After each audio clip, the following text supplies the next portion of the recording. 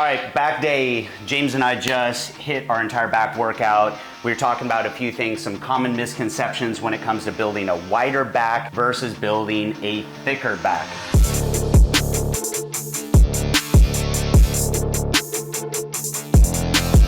Did several different types of rows and a couple different types of pull downs. Remember what they were? Yeah. Let's see what you got. Starting here. Okay, so starting here, should I demonstrate? Demonstrate. So we did bent over rows essentially using the bench to stabilize ourselves. But notice how he's pulling his elbows out wide and he's using a lot of trapezius and he's also using a lot of rhomboids. Those are two muscles that are going to give us a lot of thickness in our back. But just because you're doing a row doesn't mean they're just for building thickness. Like one big myth is that pull downs are just going to work lats and rows are just going to work thickness in the back, and that's not true. When you're doing rows, you're working all the muscles. When you're doing pull downs, you're working all the muscles in your back, but you can emphasize one over the other with certain little tweaks to our technique. So that's one for getting more thickness in our upper back, is really getting those elbows out wide and then squeezing that scapula, getting a lot of movement there. In other words, squeezing your shoulder blades together, and that's where you're really engaging those middle traps and also your rhomboids. So after this, we move to what? Barbell rows. So we did bent over barbell rows using bands and weights. So go ahead and demonstrate. All right, so elbow position. See how his elbows are staying tight to his body? He's got his hands supinated, meaning palms up, and he's pulling towards his hip. So we're engaging those lats by minimizing the engagement or the movement in our scapula. The more we squeeze our shoulder blades together, the more we're using those muscles in our upper back. So here we're just thinking about driving those elbows backwards because our lats not only help bring our arm down towards our side, but also helps bring our arm backwards. That's why we do, say, a straight arm push down as an isolation exercise for lats. So if you think about the movement there in our upper arm, you're mimicking the same thing here with a row with your hands reversed. So again, going back to this misconception, rows versus pull downs, you can do a row and still try to emphasize your lats.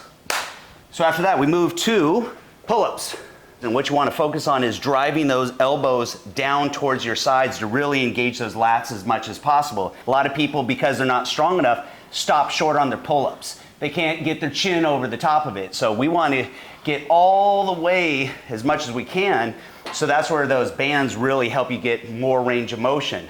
Always think about elbows, whether you're pulling your elbows back or you're pulling your elbows down. Don't focus on your hands, because if you do, you're going to think about pulling your hands down and have a tendency to use too much biceps. So after pull-ups, we did Lat Pulldowns, seated lat pull-downs. So now, even though we're doing a pull down, we're going to supinate our hands, keeping those elbows close to our body, and we're going to drive those elbows back.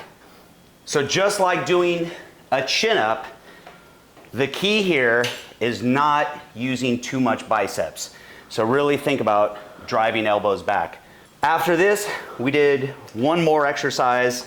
So here he's doing a seated row. This is exactly what you do on a seated cable row, mimicking the exact same thing. We obviously don't have a cable machine, so we're mimicking these exercises using resistance bands.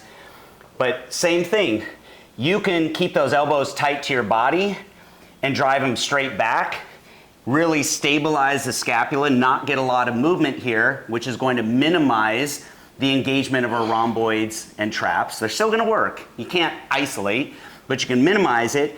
Try to put more focus on the lats. Or he could go ahead and pull this a little bit higher, drive his elbows out a little wider like that, and really squeeze those traps and those rhomboids and build more thickness here. Most people, when they think, hey, let me build a bigger back, their first reaction is, let me go heavy. As soon as you go heavy, you end up recruiting a lot of muscles like your biceps, and you don't get a good contraction in your back. So don't think heavy, think really good technique, really good squeeze, minimize the engagement of the biceps, think of those hands like hooks.